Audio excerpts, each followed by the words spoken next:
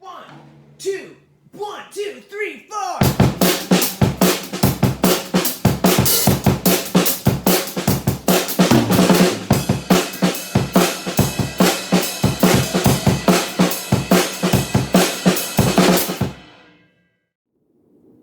Hi, thanks for joining. This is lesson 2 for Intro to Rhythm and Drums. If you missed last week, I'll give you a little bit of a recap, but feel free to pause this video now and check out lesson 1. Last time, what we did was we talked about finding the rhythm, which is the pattern of the beat of a song. And we talked about tempo, which is how fast or slow a song is played. We talked about finding the rhythm by focusing on the downbeat, which is when that pattern or that rhythm starts, and then the upbeat, which is halfway through, and how that goes around and around, and that the role of a drummer is to keep that time, to keep that rhythm steady. So we practiced a little exercise to do that, where we'd find the downbeat by stomping, and then the upbeat by clapping to some music. Downbeat, upbeat, stomp, clap, stomp, clap. And that was the exercise to practice. So how did you do with that?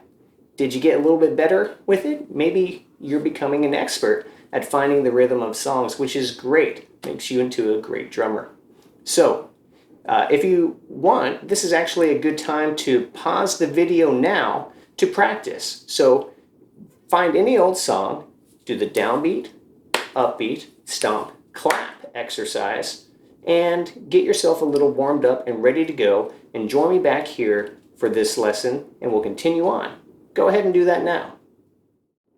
So this week, we're going to do the same thing and build upon what we learned last week and find the beat or the rhythm of a song, but we're going to add drumsticks. So let's talk first about how to hold a drumstick.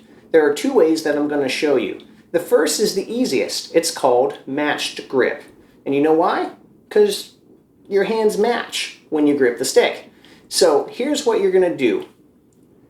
How you're going to hold the drumstick is going to be between your thumb and your index finger mainly. That's what's really gripping the stick. And you want to hold it about 1/3 of the way, less than halfway up the stick, so that when you grip the whole stick, some of it will be sticking out from the bottom. You don't grip it too high or too low. About 1/3 of the way is what is comfortable, okay? And then you're going to hold it with these 2 fingers and let it bounce against the palm of your hand. The back of the stick should hit the palm of your hand when you strike it, okay? These other 3 fingers are here to support. They can help kind of flick the drumstick up and keep it, but it's going to be a little wobbly. You hold it loosely enough so that it can go up and down. And you're going to do the same with the other hand. Index finger, thumb, hold it so it about 1/3 of the way. Make sure it can bounce against the back of your hand. The other 3 fingers hold it kind of loosely, and you just strike it like that. So go ahead and just practice in the air. You'll let it practice hitting the back of the palm of your hand, and that's a matched grip. Now, there is another popular way of holding a drumstick, or it used to be more popular. It's called the traditional grip. Traditional because it's the older way to do it, I guess. And you'll see this if you look at a lot of early jazz drummers or even some early rock and roll drummers, and how they hold the drumsticks. And I'm just going to show it to you so you can see the other way. The right hand is the exact same.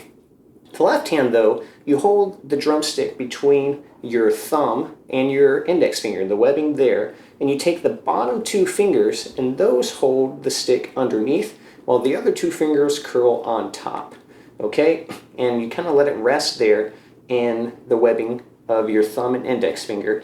And to strike the stick, you move your wrist sideways, and that's how you strike, okay? So it's very similar on the right hand. It's a little bit different for the left hand. That was a more popular way of holding the drumstick back then. It's fun to do, it's good to practice, but for our lessons and to get started, hold it with the matched stick, the matched grip, and you just practice striking that way, about 1/3 of the way up. Hold it with your 2 fingers and let it kind of be loose enough that it can hit the backs of the palm of your hand. Now, when you do play drums, you don't take your shoulders all the way up here. You don't want to be too tense or too tight. You want to be nice and loose and relaxed with your shoulders and your elbows. Your arms, if you notice, they're not really used for striking the drum. You're not going to be like the Muppet Animal when he plays drums, as fun as that looks. So you don't need to go like this when you strike the drumstick and use your drumstick. Instead, your hands really are extenders and they move around of where you're going to strike. Otherwise, your arms are relatively still, okay? All of the action is in your wrist. So you just play with your wrist like this, all right? So I want you to kind of practice that, all right? If you haven't already, go ahead and grab your drumsticks or wooden spoons or anything that you can kind of use to strike and get your practice pad or a pillow or anything that you can hit that won't break, and meet me back here, and we're going to practice 3 different exercises of holding drumsticks that'll help you to strike a drum or whatever you're using and get a little bit better at it. So let's get ready to practice. So here are 3 exercises that will help you in holding and striking with your drumsticks. The first one is a great place to start, and it's a basic drum roll. Pretty much what you do is just alternate your hands. Left, right, left, right. Focus on just using your wrists and trying to make the strikes about the same. Don't have to do it too hard. It should sound as if it's just one hand playing the whole time, even though you're alternating. So start slow and then you get faster.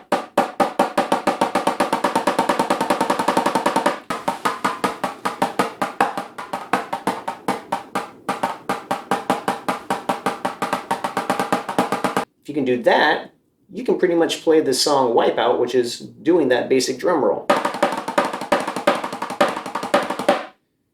The next exercise is duplicates, what I like to call train tracks. So instead of alternating one after the other, you do 2 hits with each hand. So it's left, left, right, right, left, left, right, right, and back and forth. Again, it should sound as if you're just hitting the same rhythm with one hand, even though you're alternating. There should not be space between the hands any more than there is between the 2 hits. And then once you get going, you can go faster as you get more comfortable.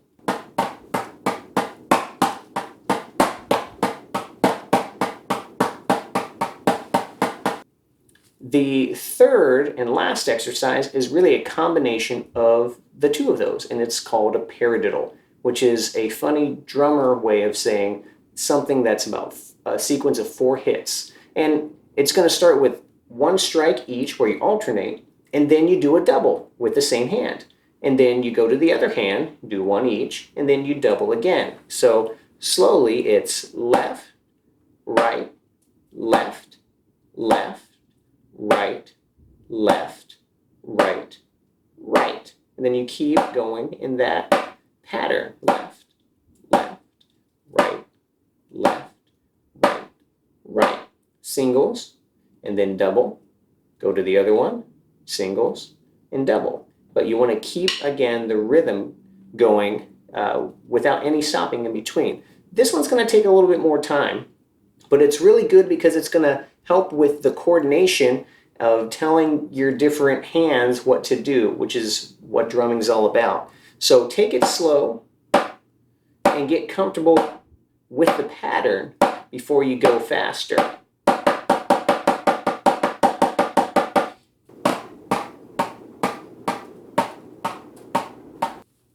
You're really going to want to practice this one a little bit every day, but if you do that, you'll be amazed by how much better you get within just 1 week. So, now that we've talked about how to hold our drumsticks and have a couple of exercises to help us get better at how to hit with them, let's now take all of this and find the rhythm of a song. All right, so let's now try to find the rhythm of a song. But this time we're going to add a little bit of our drumsticks to the equation. Well, last time that we were together, the way we did this was through an exercise with a downbeat, upbeat, stomp, clap exercise. And this is what it sounds like when applied to a song. Let's try the stomp, clap to the song. Ready? Here we go. Stomp, clap, stomp, clap. Downbeat, upbeat, downbeat, upbeat. Very good. So we can do the same thing, but now we're going to add drumsticks. And it's going to look a little bit different.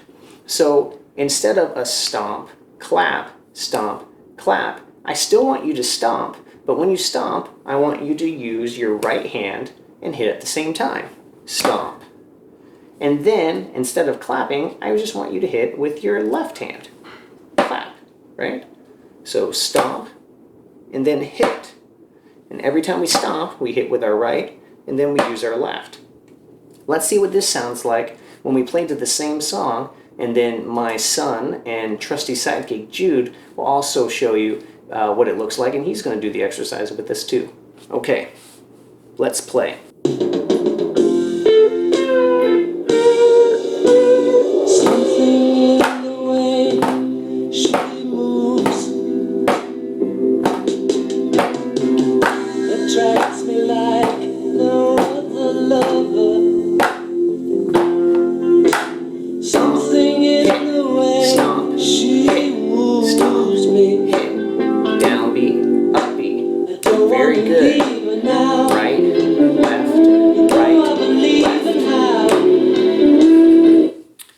Excellent. Very good work. Now, we can do the same thing with different types of rhythms, right? Different feels, just like we practiced last time. So there's another song that has a little bit more of the shuffle beat. It goes a little something like this. Ready? And then you stomp, clap, down beat. You kind of want to sway a little bit. Keep doing it that way. Well, let's continue this song, but now let's move it again using our drumsticks. So stomp and hit with the right, and then hit with the left. Stomp, hit, stomp right, hit left. All right, same thing, different type of rhythm, just to get a little bit more practice. Let's keep playing. Jude will also show you what this looks like in this song as well. Here I stand, head in hand, turn my face to the wall. If she's gone, I can't go on, feeling 2 foot small. Everywhere people stare. Don't forget to use your legs and stomp while you're hitting as well. Keep the rhythm. I can see them laugh at me, and All right, excellent work there. So we're able to find the rhythm and keep the beat, find the downbeat and the upbeat, but now using our drumsticks and still using our legs. Now you can switch things up. You can switch which hand you want to hit with first. You can stomp and hit with your left side if you want first as well, and then your right. That's going to help with your coordination. And you can stomp with both if you want as well. But make sure at least for the downbeat that you're stomping, and try alternating a little bit, but the most important thing is to keep rhythm, keep time. And listen, if you mess up, don't worry about it. Keep going. When you start playing with other people in music, then you don't really have the option to just stop and start over. So finding the rhythm and continuing to go is great practice as well. Don't be too hard on yourself. Find something that's slow, that gets you started the right way. Once you get used to it, then you can find some quicker tempos and practice with those as well.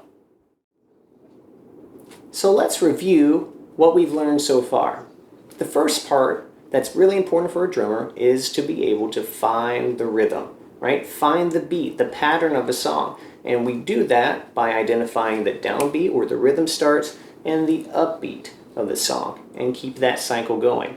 We also talked in this lesson about how to hold our drumsticks, and we focused on 2 ways of holding it: the matched grip the traditional grip as well, but we're really going to focus on the matched and how it's important to hold with your drum thumb and index finger these drumsticks, right?